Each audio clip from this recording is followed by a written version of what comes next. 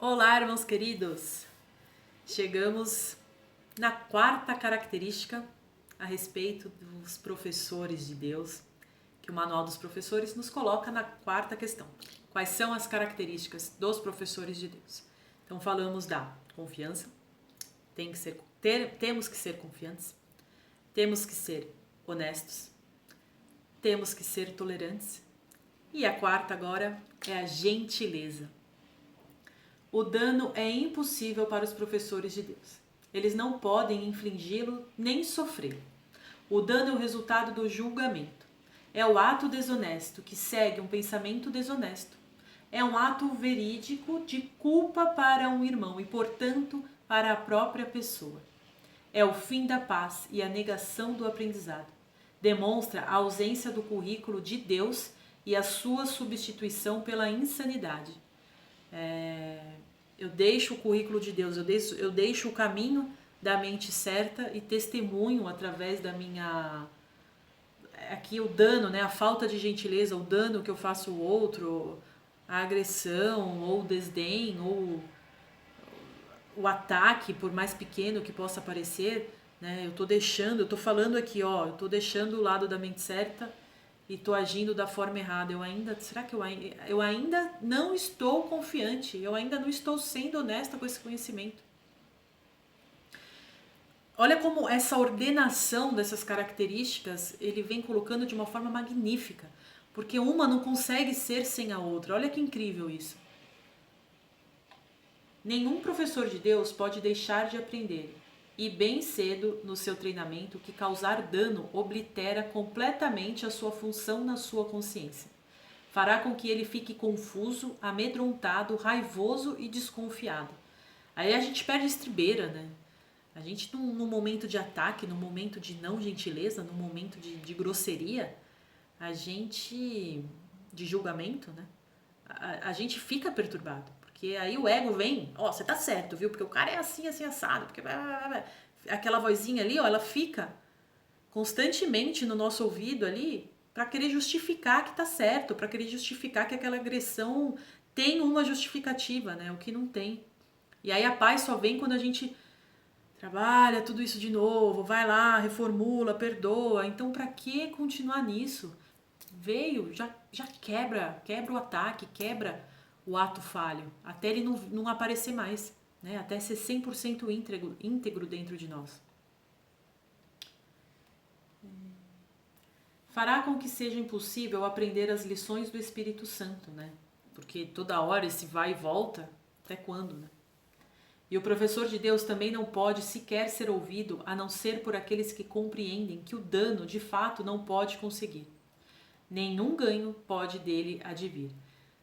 É claro, quem tá ouvindo um professor de Deus, quem está disposto a se trabalhar, a ouvir um conhecimento dessa magnitude, perdão pessoal, é óbvio que está disposto a não mais atacar, que já reconhece que a forma de reagir com o ataque é uma forma errada, né? Senão nem pararia para escutar isso, porque ainda está tão preso nas suas justificativas, ainda tão preso nas justificativas dele como um ego, que nem olha para nada diferente, não quer nem escutar. Nossa, eu já tive experiência de tentar falar para pessoas que estão tão enraizadas, que vibram tanta raiva, que explodem e que gritam e que nananã. Gente, é uma pena, porque são, pelo menos essa experiência que eu tô te dizendo, é uma pessoa tão legal, pode ser, nossa, é tão, sabe? Mas que tá ainda ali justificando, e aí você fala, puxa, que pena, sabe? Tenho certeza que vocês têm experiências assim também.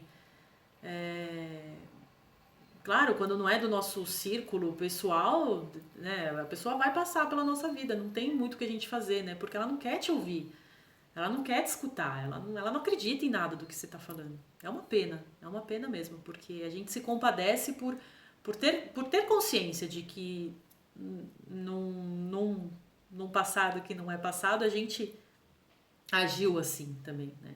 Agora a gente está mudando, agora a gente está reagindo de uma forma diferente, mas é triste de ver assim, porque você vê a pessoa manifestando só a ilusão, manifestando o ego, né, que ela se criou, né? Mas, cadê eu aqui? Portanto, os professores de Deus são totalmente gentis, mas, frente a isso, só nos cabe agir com gentileza. Necessitam da força da gentileza, pois é nisso que a função da salvação vem a ser fácil. Para aqueles que querem causar dano, ela é impossível. Para aqueles que não veem significado no dano, ela é meramente natural. Claro, se eu acredito que não existe mal, se eu acredito que eu te causar dano, eu vou estar causando um dano a mim mesma, é claro que eu não vou distribuir isso. Eu não vejo razão no dano, eu não vejo razão no ataque. Então eu cesso, eu paro de atacar. Eu já virei essa página. Né? A gente já. Eu num estado certo, tá, gente? A gente já reconhece que não é dessa forma. Né?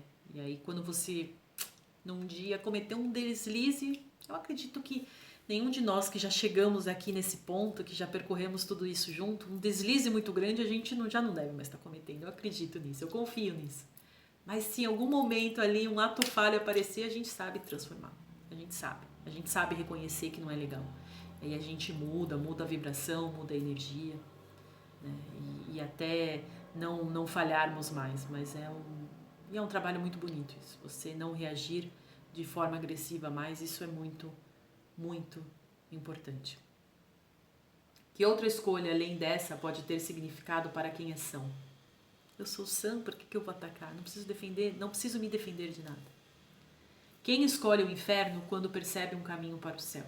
E quem escolheria a fraqueza que não pode deixar de vir do dano, em lugar da força infalível, totalmente abrangente e sem limites da gentileza?